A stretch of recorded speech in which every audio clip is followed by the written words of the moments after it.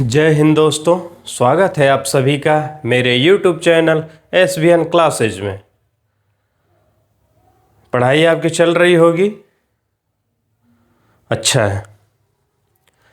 आज के क्लास में हम लोग पढ़ेंगे भारतीय संविधान के कौन कौन से भाग हैं और किस भाग में क्या दिया गया है। क्योंकि ये जो क्लास है आज की, इसमें से क्वेश्चन पूछता है। ये फैक्चुअल क्लास है आज की कि कौन सी चीज़ किस क्लास से संबंधित है, किस भाग से संबंधित है। जैसे ये पूछ दिया है कि निर्वाचन संबंधी जो भी बात की गई है वो भारतीय संविधान के किस भाग में है, या पीसीएस में या आरओ में ऐसे क्वेश्चन पूछ लेता है कि भाग दे देगा एक साइड में उससे संबंधित कार्य दे देगा और मिलान करने को पूछ लेगा।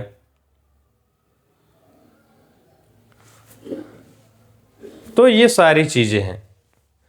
इससे पीछे वाली जो क्लास थी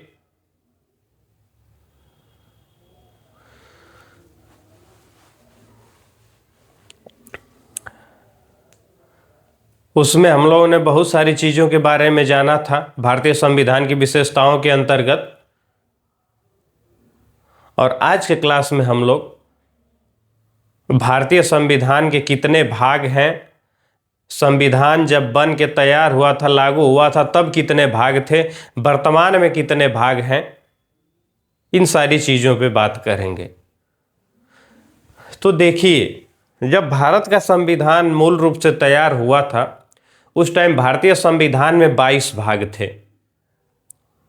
और वर्तमान में अगर नंबरी के हिसाब से देखें तो 22 भाग ही हैं, लेकिन अगर ओवरऑल क ख ग ऐसे भागों को जोड़ा गया है, अगर उन सारे को काउंट करेंगे तो वर्तमान में 25 भाग हो गए हैं। बाद में 4 भाग जोड़े गए हैं, तो पहले 22 थे, फिर बाद में 4 जोड़े गए हैं, तो 26 होना चाहिए, लेकिन एक भाग को हटा भी दिया गया है। यही वजह है कि वर्तमान में जो संविधान में हमारे भागों की संख्या है वह 25 है।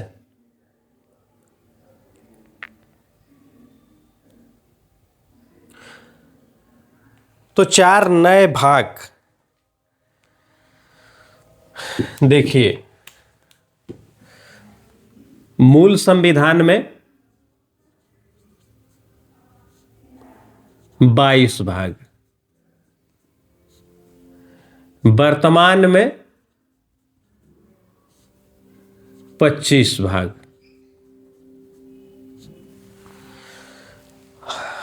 अब कौन कौन से भाग जोड़े गए हैं और कब कब जोड़े गए हैं, इन सारी चीजों को हम देखेंगे। तो यहां पे देखिए, 4 भाग जोड़े गए हैं और एक भाग हटाया गया है। तो एक भाग हो गया भाग 4 क, भाग 4 क, और भाग 14 क। इन दोनों को 42वें संविधान संशोधन 1976 के तहत जोड़ा गया, भाग 4 क और भाग 14 क। उसके बाद भाग 9 क और भाग 9 ख। भाग 9 क को 74वें संविधान संशोधन द्वारा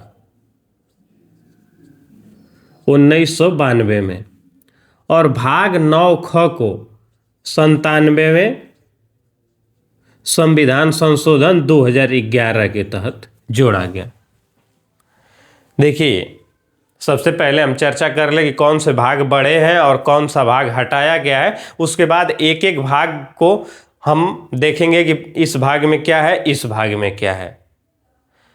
तो जो भाग 9 क है वो 74वां संविधान संशोधन हुआ था 1992 में, उसी के तहत जोड़ा गया।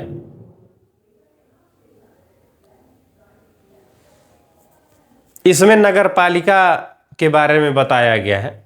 और उसके बाद जो भाग 9ख है, यह सहकारी समितियों से संबंधित है और 97वां संविधान संशोधन 2011 में जब हुआ था उसके तहत इसको जोड़ा गया था। तो ये 4 भाग तो हो गए जो जोड़े गए थे। अब एक भाग हटाया गया, कौन सा था? तो हटाया गया जो भाग था वो भाग 7 था, इसको हटा दिया गया। और इसको हटाने का जो कार्य है वो 7वें संविधान संशोधन 1956 के तहत किया गया। ठीक है, मैंने क्या बताया अभी तक? पहले ये कि 4 भागों को जोड़ा गया तो 26 होना चाहिए, लेकिन एक भाग हटा दिया गया तो 25 है वर्तमान में भागों की संख्या। 4 क और 14 क जो है, यानी 4A और 14A, इन दोनों भागों को 42वें संविधान संशोधन 1976 के तहत जोड़ा गया।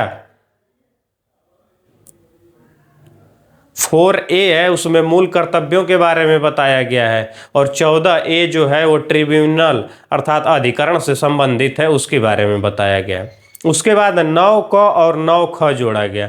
9क में नगर पालिका के बारे में बात की गई है।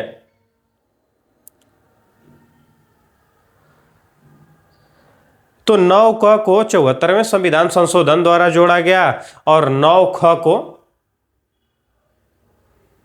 97वें संविधान संशोधन द्वारा सहकारी समितियों को जोड़ा गया इसमें। अब हम लोग एक एक भाग को देखेंगे, ठीक है?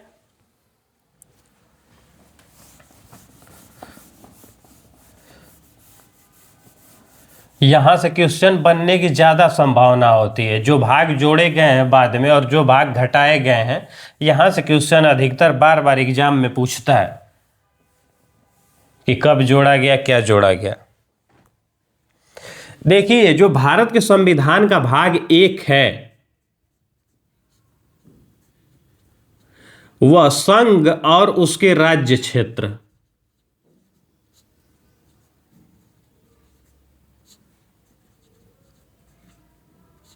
और यह अनुच्छेद 1 से 4 तक संबंधित है। भाग 1 में क्या बताया गया है? भाग 1 में संघ और उसके राज्य क्षेत्रों के बारे में बताया गया। अब भाग 1 को हम पढ़ेंगे डिटेल में, लेकिन यहाँ पे बस संविधान के जो पूरे भाग हैं उनके बारे में हम लोग बात कर रहे हैं, तो संक्षिप्त में बताएंगे कि किस भाग में क्या दिया गया। उसके बाद जो भाग 2 है, इसमें नागरिकता के बारे में बताया गया है, सिटीजनशिप।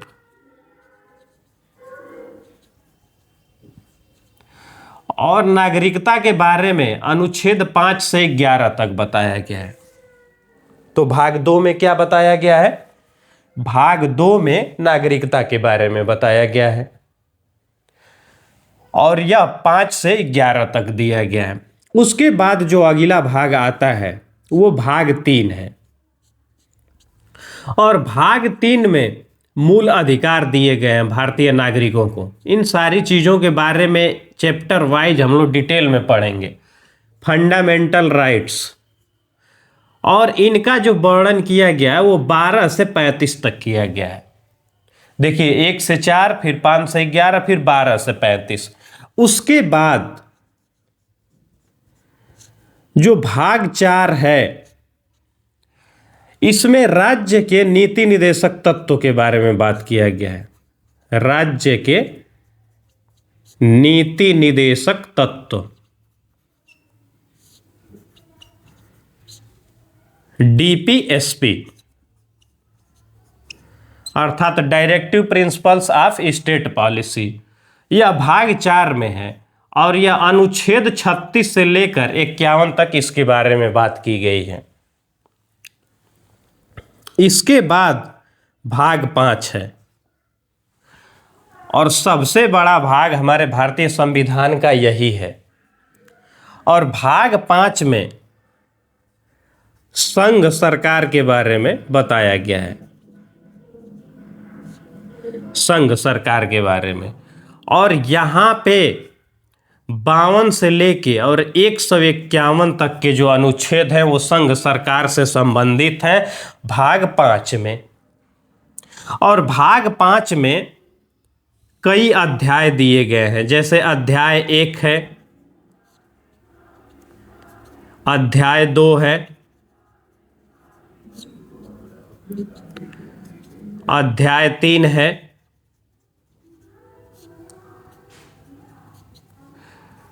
अध्याय 4 है और अध्याय 5 है।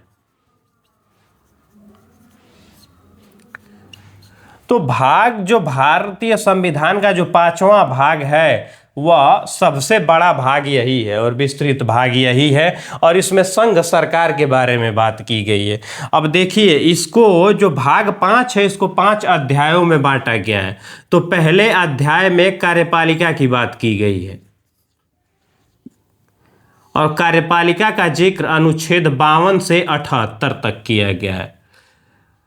उसके बाद संसद की बात की गई है और 79 से लेके 122 तक संसद के बारे में बात की गई है। उसके बाद अनुच्छेद 123 है राष्ट्रपति की विधायी शक्ति से संबंधित, जो राष्ट्रपति को अध्यादेश जारी करने की शक्ति दी गई है उससे संबंधित है। तो राष्ट्रपति की विधायी शक्ति।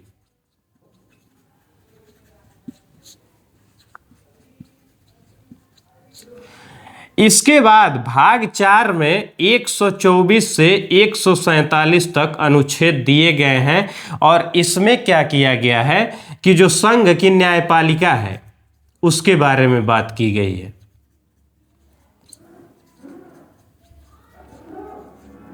संघ के न्यायपालिका के बारे में।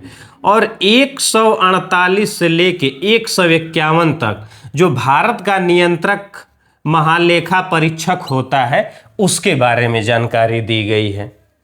ठीक है। इसके बाद अब संघ सरकार हो गई, तो अब हो आएगा अगला भाग जो है वो भाग 6 राज्य सरकार। और राज्य सरकार का जो वर्णन है वो अनुच्छेद 152 से लेके 237 तक किया गया है। और इसके बाद भाग 7 है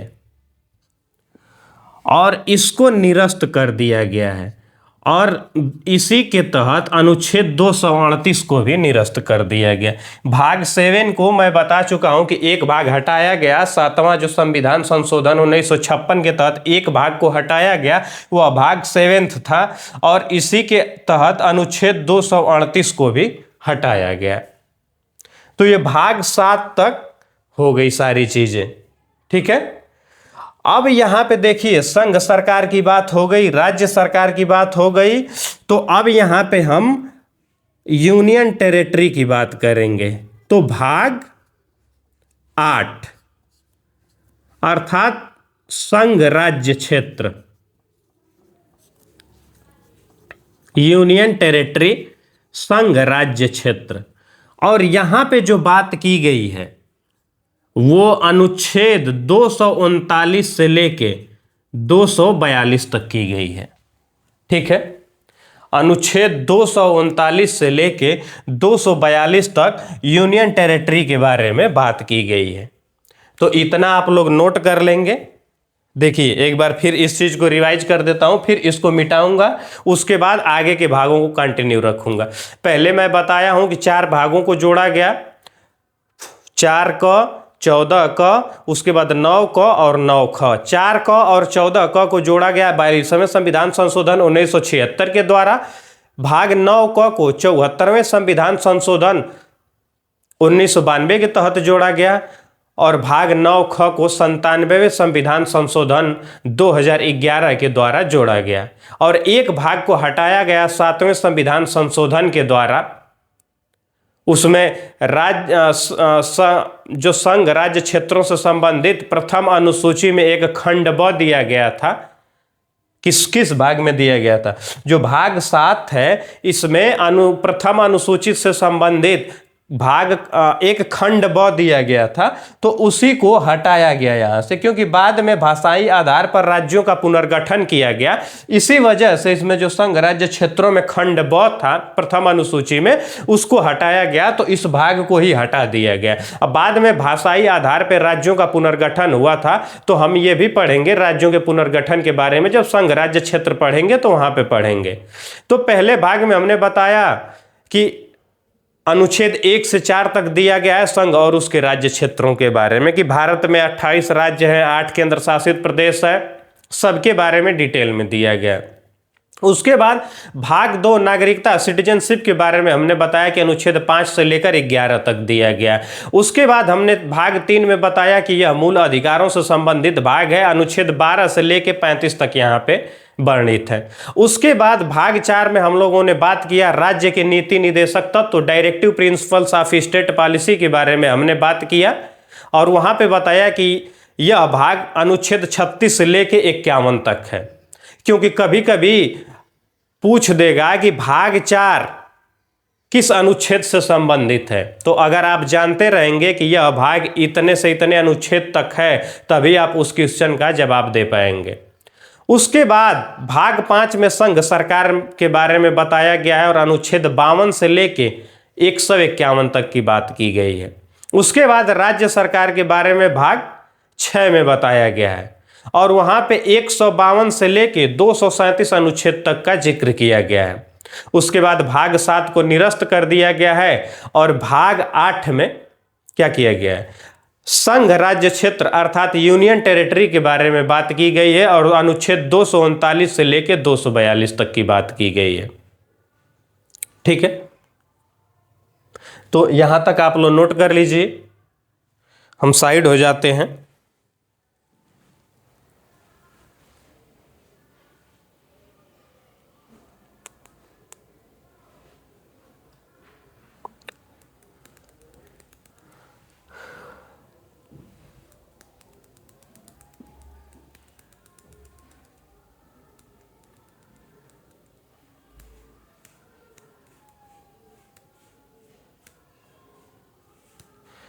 चलिए, उम्मीद करते हैं कि ये सारी चीजें आप लोग नोट कर लिए होंगे।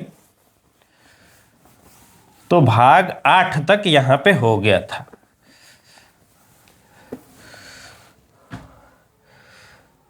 अब यहां पे भाग 9, और भाग 9 जो है वह पंचायतों से संबंधित है। ठीक है, पंचायतों को संवैधानिक दर्जा किस संविधान संशोधन के तहत दिया गया था, इस चीज को आप बताएंगे। भाग 9 जोड़ा नहीं गया है। ठीक है, तो भाग 9 जो है वह पंचायतों से संबंधित है। ठीक है, उसके बाद हम बताए थे कि भाग 9 को, और यह नगर पालिका से संबंधित है।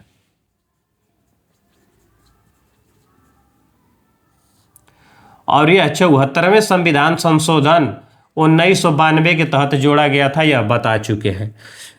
इसके बाद भाग 9 ख, और यह सहकारी समितियों से संबंधित है। जो भी सहकारी समितियां हैं उनको संवैधानिक दर्जा दिया गया संविधान में, इनको स्थान देकर, और यह 97th कॉन्स्टिट्यूशन अमेंडमेंट 2011 के तहत जोड़ा गया। इसके बाद जो भाग 10 है, यह SC और ST से संबंधित उपबंध के बारे में दिया गया है। ठीक है, यहां पे देखिए, जो पंचायतों की बात की गई है भारतीय संविधान में, वह अनुच्छेद 242, 239 से और 242 तक तो हम बता चुके हैं कि यूनियन टेरिटरी की बात की गई भाग 8 के तहत। उसके बाद हमने बताया कि पंचायतों की बात किसमें की गई है, भाग 9 में। नगर पालिका की बात किसमें की गई है, भाग 9 क में। और सहकारी समितियों की बात किसमें की गई है, तो भाग 9 ख में। अब यहां पे जो पंचायतों की बात की गई है तो अनुच्छेद 243 से 243 ओ तक पंचायतों के बारे में बात की गई है। उसके बाद 243 पी से 243 जेड जी तक नगर पालिका के बारे में बात की गई है, जो कि भाग 9 क में है।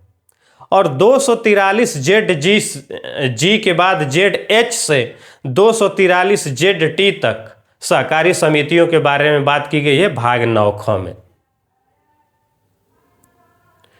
इसके बाद भाग जो 10 है वह अनुसूचित जाति और अनुसूचित जनजाति से संबंधित जो विशेष प्रावधान किए गए हैं उनसे संबंधित है। और उसके बाद भाग 11 जो है केंद्र और राज्यों से के बीच जो भी संबंध है उससे संबंधित है।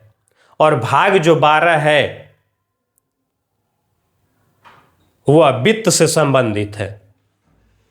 और उसके बाद भाग जो 13 है वह व्यापार से संबंधित है, व्यापार वाणिज्य से संबंधित है।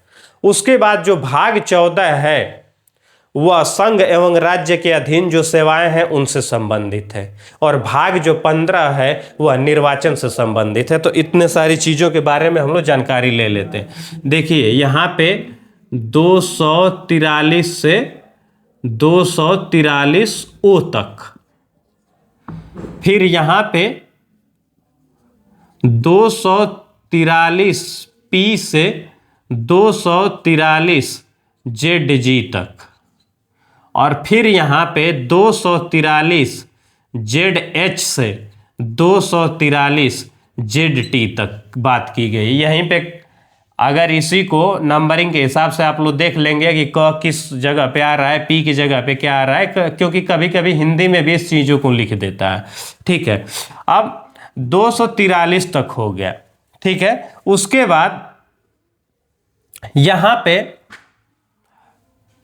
244 जो है वह ST अनुसूचित जाति और अनुसूचित जनजाति से संबंधित जो प्रावधान है वह 244 में और 244 क में, ये दो अनुच्छेदों के तहत दिया गया है।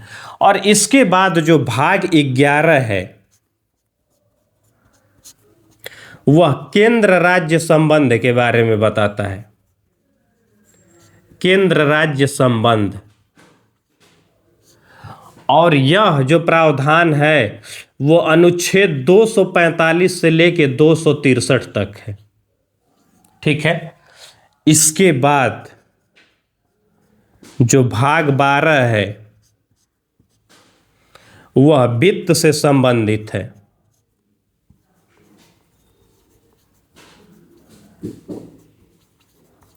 और इसका जिक्र अनुच्छेद 264 से लेके 300 क तक किया गया है।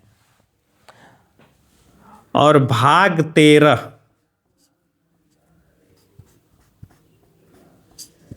यह व्यापार से संबंधित है। और इसका जो वर्णन है वह अनुच्छेद 301 से लेकर अनुच्छेद 307 तक किया गया है। और भाग 14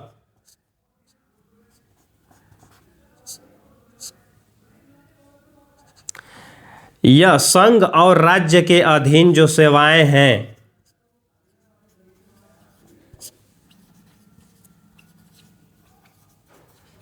अधीन सेवाएं, इनके बारे में बात किया गया है। किसमें, अनुच्छेद 308 से लेके 323 तक। ठीक है, तो ये भाग 14 हो गया। उसके बाद हमने बताया कि भाग जो 15 है वह निर्वाचन से संबंधित है, संघ एवं राज्य क्षेत्र। ये देखिए इसमें एक और भाग है, भाग 14 क, यह अधिकरण से संबंधित है। और इसमें जो बात की गई है वो अनुच्छेद 323 क और 323 ख के तहत, 323 क से 323 ख, इनके बारे में बात की गई है। और फिर बात आती है भाग 15 की, और जो भाग 15 दिया गया है वह निर्वाचन से संबंधित है। और निर्वाचन की बाद अनुच्छेद 324 से लेके 329 क तक की गई है। ठीक है, हमने क्या बताया अभी तक?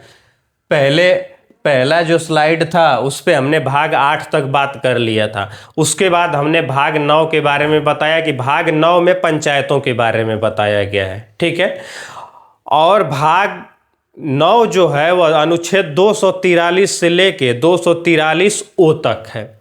उसके बाद भाग 9 क के बारे में हमने बताया, और यह बताया कि जो भाग 9 क है 74वें संविधान संशोधन 1992 के तहत जोड़ा गया और यह नगर पालिका से संबंधित है।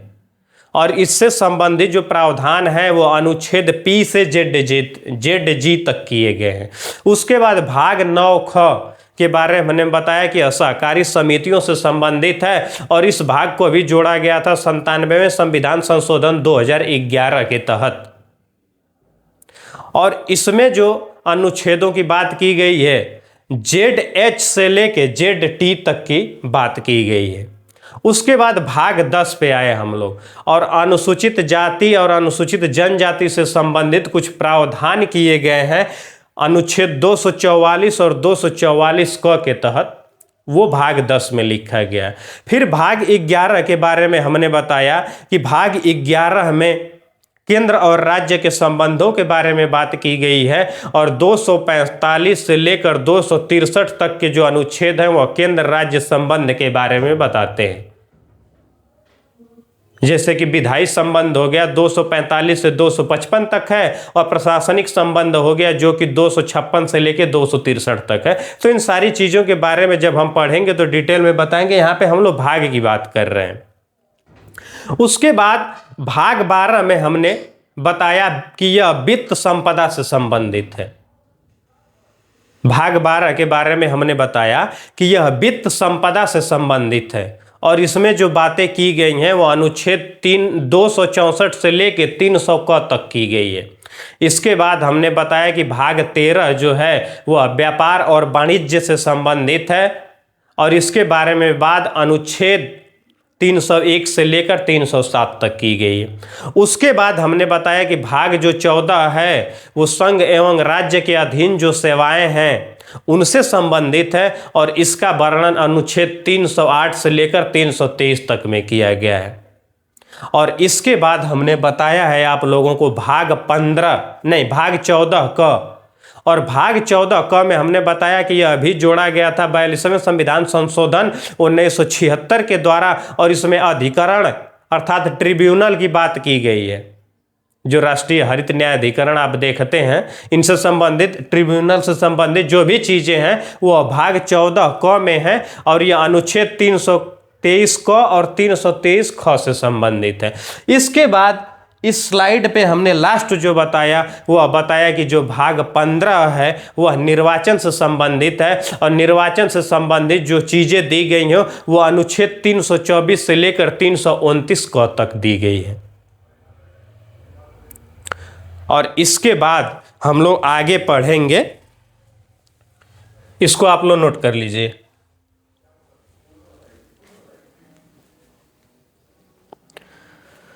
जल्दी से नोट कर लीजिए। इसमें से जो क्वेश्चन आता है वो जैसे कहीं भाग दे देगा एक साइड में, और उनसे संबंधित प्रावधान दे देगा, और मिलान करने को दे देगा। या तो अगर वनडे एग्जाम दे रहे हैं तो वनडे एग्जाम में जो क्वेश्चन आते हैं उनमें ये दे देगा कि पूछ देगा कि निर्वाचन से संबंधित प्रावधान भारतीय संविधान के किस भाग में किए गए हैं, तो वो बताना होगा आपको। ठीक है, तो ये नोट करिए फटाक से आप लोग।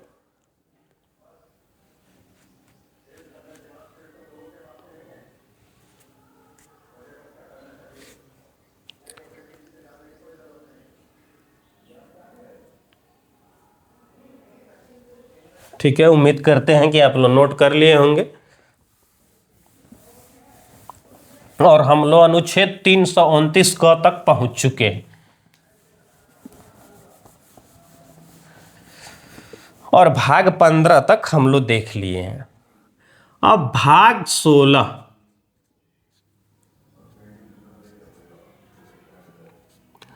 और भाग 16 में कुछ वर्गों से संबंधित विशेष प्रावधान किए गए हैं।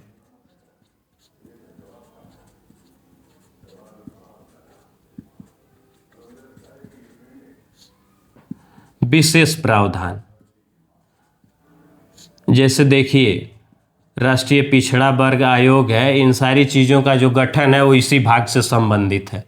अनुसूचित जाति आयोग, अनुसूचित जनजाति आयोग, इन सारे आयोगों का जो संबंध है वो भाग 16 से है।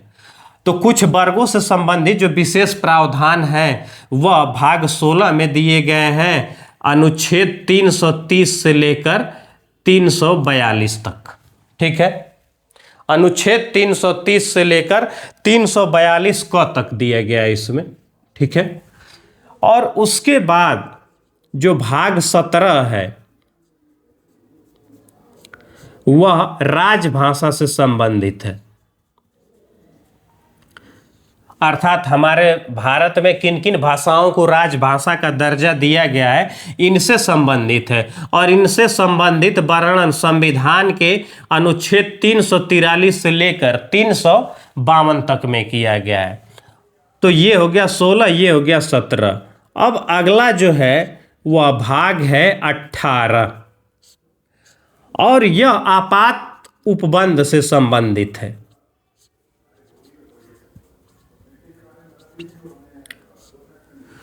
आप लोग कमेंट बॉक्स में कमेंट करके बताएंगे कि आपात उपबंध हमारे संविधान में, भारतीय संविधान में किस देश से ग्रहण किए गए हैं। तो भाग जो 18 है वह आपात उपबंध से संबंधित है और इससे जो संबंधित प्रावधान है वह अनुच्छेद 352 से लेके 360 तक में किए गए हैं। जब भाग 18 को हम लोग पढ़ेंगे तो वहां पे मैं बताऊंगा कि 352 के तहत राष्ट्रीय आपात लगाया जाता है, 356 में राष्ट्रपति शासन लगाया जाता है और 360 के तहत वित्तीय आपात की घोषणा की जाती है।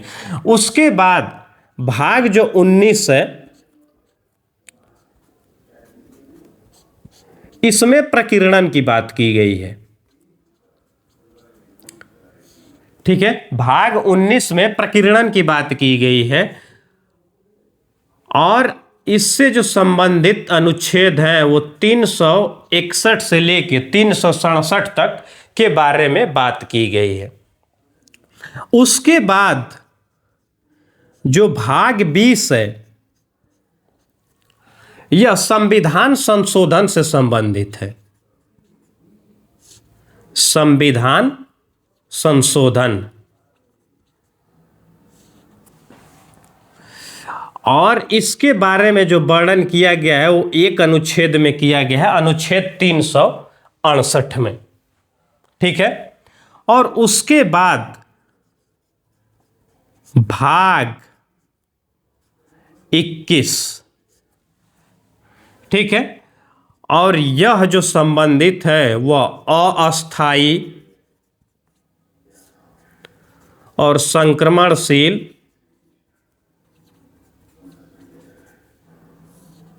विशेष प्रावधानों से संबंधित है।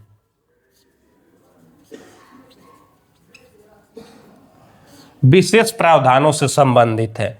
और भाग जो 21 है वह अस्थायी संक्रमणशील विशेष प्रावधानों से संबंधित है। मतलब क्या है, जैसे आपका धारा 370 से संबंधित जो मुद्दा है जम्मू कश्मीर वाला, वो इसी अस्थायी संक्रमणशील विशेष प्रावधान में ही है। तो अगर आपसे कहीं पूछे कि भारत के संविधान में जो धारा 370 वाला मुद्दा है वह 370 से संबंधित अनुच्छेद से संबंधित जो भी प्रावधान है वह संविधान के किस भाग में किया गया है, तो आप बताएंगे कि वह संविधान के भाग 21 में किया गया। और किस अनुच्छेद के तहत किया गया है, तो अनुच्छेद 369 से लेकर 392 तक के जो अनुच्छेद है वह भाग 21 से संबंधित है।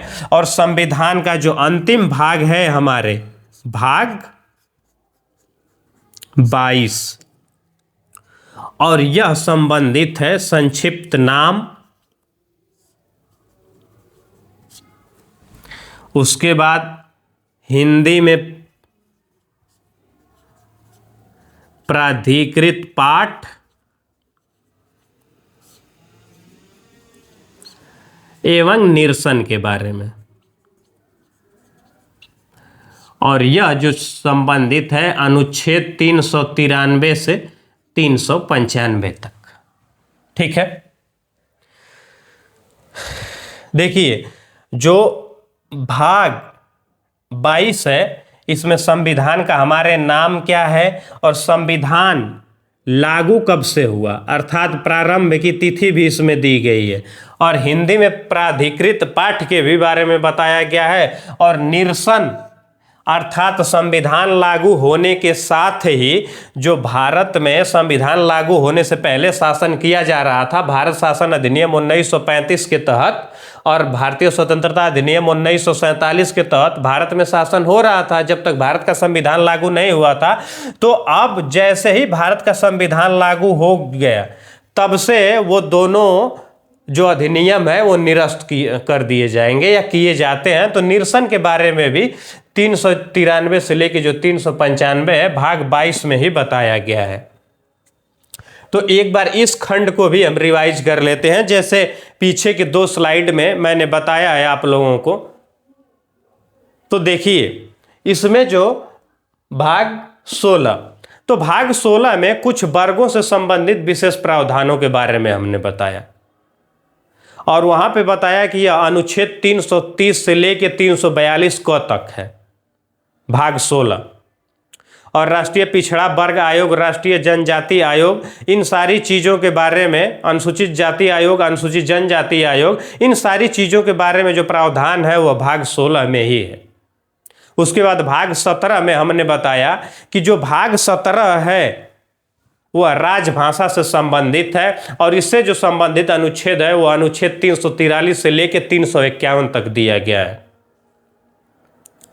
इसके बाद हमने बताया भाग 18 के बारे में कि भाग 18 में आपात उपबंध के बारे में बात की गई है, और आपात उपबंध में 352 से लेकर 360 तक के जो अनुच्छेद हैं वह भाग 18 में शामिल किए गए हैं।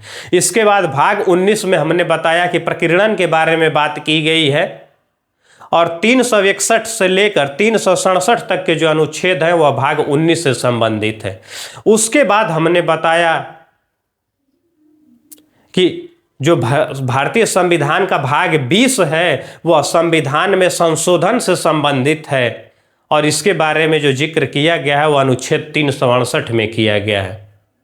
उसके बाद जो भाग 21 है उसमें अस्थायी संक्रमणशील विशेष उपबंध धारा 370 से संबंधित जो भी मुद्दा है, ऐसे कुछ विशेष प्रावधान किए गए हैं, अस्थायी और संक्रमणशील प्रावधान है, वह भाग 21 में किए गए हैं अनुच्छेद 369 से लेकर 392 तक। और जो भाग 22 अर्थात भारतीय संविधान का जो अंतिम भाग है, इसमें संक्षिप्त नाम के बारे में बात किया गया है, कब से प्रारंभ किया हमारा संविधान उसके बारे में बात किया गया है, हिंदी में प्राधिकृत पाठ के बारे में बात किया है, और निरसन से संबंधित जो भी चीजें दी गई हैं वो भाग 22 में दी गई हैं।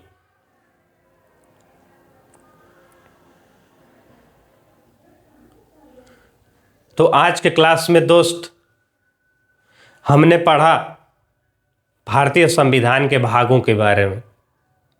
यहाँ पे मैं बताया हूँ आप लोगों को कि 4 भाग जोड़े गए तो संविधान में भागों की संख्या 26 होनी चाहिए, लेकिन 7वें संविधान संशोधन 1956 के तहत भाग 7 आर्टिकल 238 को निरस्त कर दिया गया। इसलिए भारतीय संविधान में जो भागों की संख्या वर्तमान में 25 है। नंबरिंग के हिसाब से तो भाग 22 ही हैं, लेकिन उसमें क ख ऐसे जोड़े गए हैं भाग, इस वजह से जो टोटल भागों की संख्या हो जाती है वह 25 हो जाती है। जैसे भाग 4 क है, 9 क है, 9 ख है, 14 क है, ऐसे 4 भाग जो जोड़े गए हैं। और किस भाग में क्या दिया गया है ये सारी चीजें मैं आप लोगों को बताया हूं। भाग 1 में संघ और उसका राज्य क्षेत्र दिया गया है, आर्टिकल 1 से लेकर 4 से संबंधित है। भाग 2 में नागरिकता की बात की गई है, वो अनुच्छेद 5 से लेकर 11 तक संबंधित है। भाग 3 में मूल अधिकार की बात की गई है और यह 12 से 35 तक संबंधित है। भाग 4 में राज्य की नीति निर्देशक तत्वों की बात की गई है और यह 36 से 51 तक अनुच्छेदों में वर्णित है। उसके बाद भाग 4 क में मूल कर्तव्यों की बात की गई है और यह 51 क में दिया गया है। उसके बाद भाग 5 में हमने बताया संघ सरकार के बारे में, अनुच्छेद 52 से लेकर 151 तक। उसके बाद भाग 6 में हमने बताया राज्य सरकार से संबंधित है यह भाग, और 152 से लेकर 237 तक के अनुच्छेद इस भाग में सम्मिलित किए गए। उसके बाद भाग 7 को निरस्त कर दिया गया है। भाग 8 में यूनियन टेरिटरी की बात की गई है, 239 से लेकर 242 तक। उसके बाद भाग 9 में पंचायतों की बात की गई है। भाग 9 क में नगर पालिका के बारे में बात की गई है और भाग 9 ख में सहकारी समितियों की बात की गई है। 243 से लेके 243 ZT तक इस सारी चीज़ों के बारे में बात की गई। उसके बाद भाग 10 में हमने बताया कि SC और ST अर्थात अनुसूचित जाति और अनुसूचित जनजाति से संबंधित विशेष उपबंध किए गए हैं और यह अनुच्छेद 244 और 244 क के तहत दिया गया। उसके बाद भाग 11 में हमने बताया केंद्र राज्य संबंधों के बारे में, अनुच्छेद 245 से लेकर 263 तक दिए गए। उसके बाद भाग 12 में हमने बताया कि यह वित्त संपत्ति वाद से संबंधित है और इससे जो संबंधित अनुच्छेद है वह अनुच्छेद 264 से लेकर 300A तक दिया गया। उसके बाद भाग 13 में हमने बताया कि व्यापार वाणिज्य से संबंधित है, 301 से लेकर 307 तक के बारे में इस अनुच्छेद के बारे में इस भाग में दिया गया है। उसके बाद हमने भाग 14 में बताया कि संघ और राज्य के अधीन जो भी सेवाएं होती हैं उनसे संबंधित है और 308 से लेकर 323 तक अनुच्छेद इसमें दिए गए। उसके बाद भाग 14 में हमने बात किया अधिकरण से संबंधित यह भाग है और इससे संबंधित जो अनुच्छेद है वह अनुच्छेद 323 क और 323 ख है। उसके बाद भाग 15 में हमने निर्वाचन के बारे में बताया कि इसका जिक्र अनुच्छेद 324 से लेकर 329 क तक किया गया। उसके बाद भाग 16 में हमने बताया कि कुछ वर्गों से संबंधित विशेष प्रावधान किए गए हैं और इनका वर्णन अनुच्छेद 330 से लेकर 342 क तक किया गया। उसके बाद भाग 17 में हमने बताया कि राजभाषा से संबंधित है और इसका वर्णन अनुच्छेद 343 से लेकर 351 तक किया गया। उसके बाद भाग 18 में हमने बताया कि यह आपात उपबंधों से संबंधित है और यह 300 अनुच्छेद 52 से 360 तक दिया गया। उसके बाद भाग 19 में हमने बताया कि यह प्रकीर्णन से संबंधित है और यह अनुच्छेद 361 से लेकर 367 तक दिया गया। उसके बाद भाग 20 में हमने बताया कि संविधान संशोधन से संबंधित है जिसका वर्णन अनुच्छेद 368 में दिया गया है। उसके बाद हमने भाग 21 के बारे में बात किया गया कि यहाँ पे अस्थायी संक्रमणशील विशेष उपबंध किए गए हैं, जैसे धारा 370 से संबंधित जो भी मुद्दे हैं और इनके बारे में बात अनुच्छेद 369 से लेके 392 तक किया गया। और भाग 22 में हमने बताया कि इसमें संविधान का संक्षिप्त नाम, कब प्रारंभ हुआ, निरसन और हिंदी में प्राधिकृत पाठ से संबंधित है और अनुच्छेद 393, 94 और 395 भाग 22 से संबंधित है। तो मित्रों, आज के क्लास में बस इतना ही। धन्यवाद।